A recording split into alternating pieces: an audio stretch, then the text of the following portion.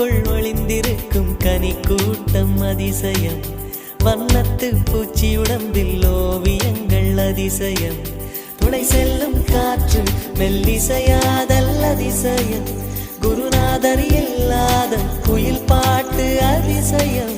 அதிசயமே அசந்து போகும் நீ எந்த அதிசயம். கல் தோன்றி மண் தோன்றி கடல்